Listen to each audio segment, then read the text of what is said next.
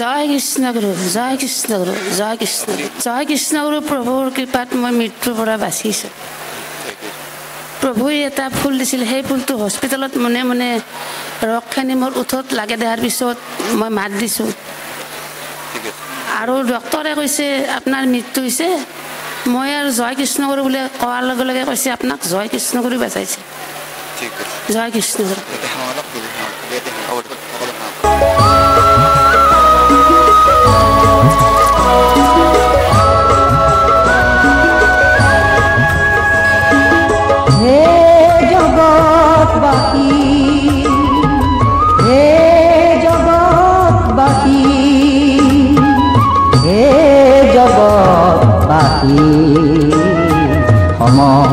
পালেহি আহি হে জগতবাসী সময় পালেহি আহি সৎগুৰু কান্দাৰী খাজা সৎগুৰু কান্দাৰী খাজা গুচাই থোৱা বিষয়ৰ বোজা গুচাই থোৱা বিষয়ৰ বোজা হে জগতবাসী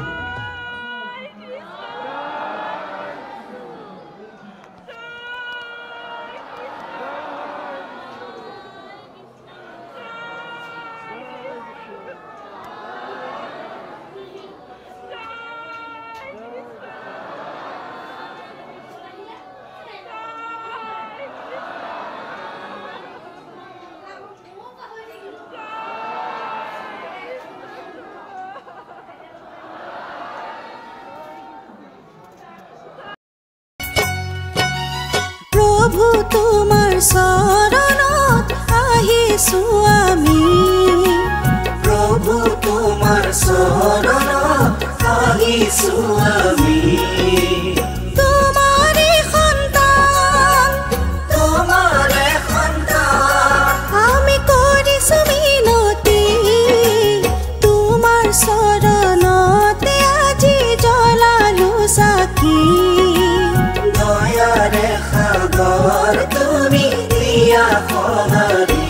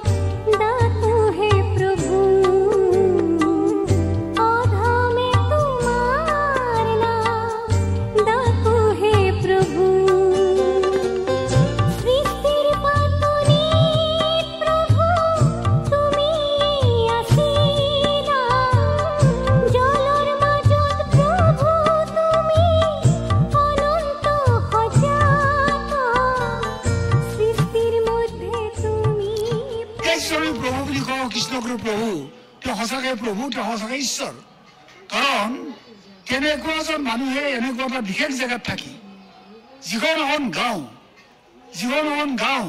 যিখন গাঁৱলৈ আহিবলৈ তেতিয়া ৰাস্তা নাই, যিখন গাঁৱলৈ আহিবলৈ তেতিয়া লাইট নাই, কাৰেণ্ট নাই, যিখন গাঁৱত সোমাব নোৱাৰি, সেই গাঁওখনত থাকি এনেকুৱা এজন ব্যক্তিয়ে তেওঁ এইবিলাক চিন্তা চৰ্চা কৰিছিলে, এখন সমাজ গঢ়াৰ চিন্তা চৰ্চা।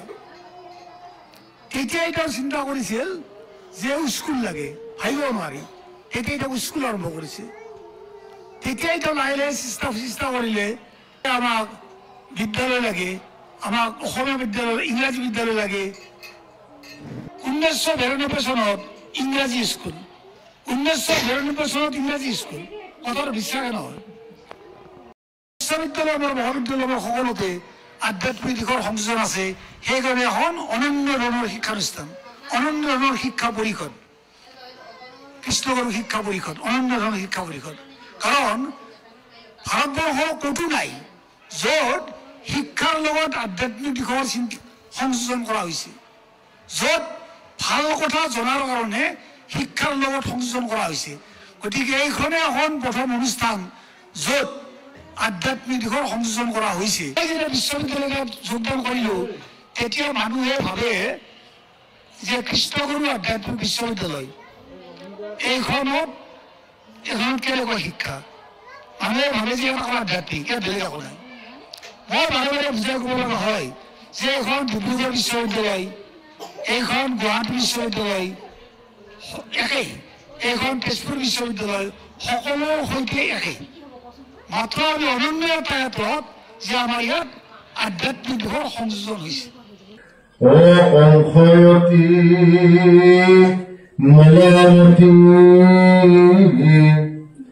বসনে নলভে প্ৰীতি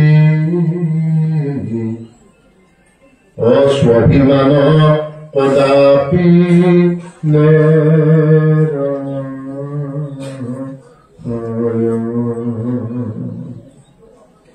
এই কথা চিন্তি মনে বসুদেৱে তক্ষণে কংস আগে কৰে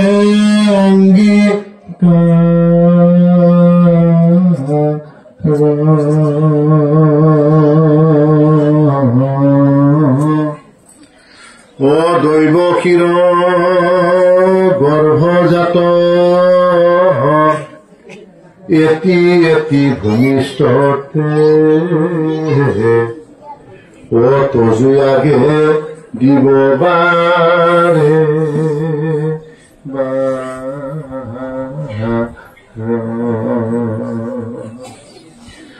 হত্যা কৰি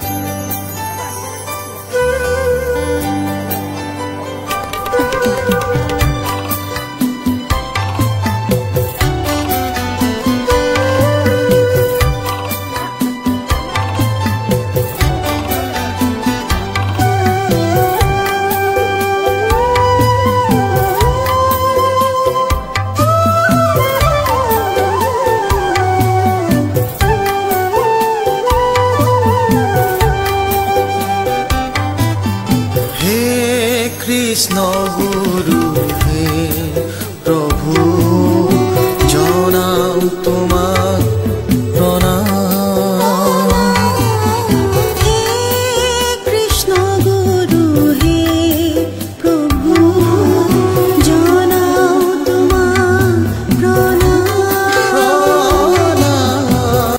উত্তৰ পূব কোণত অৱস্থিত অতিকৈ পিছপৰা নক্ষত্ৰতে 1913 চনত মনোহৰ দেৱৰ বংশানুক্ৰমে কৃষ্ণৰ একাদশ অৱতাৰ হিচাপে পৰম গুৰু কৃষ্ণগুৰু গুৰুৰূপে আৱিৰ্ভাৱ হয়।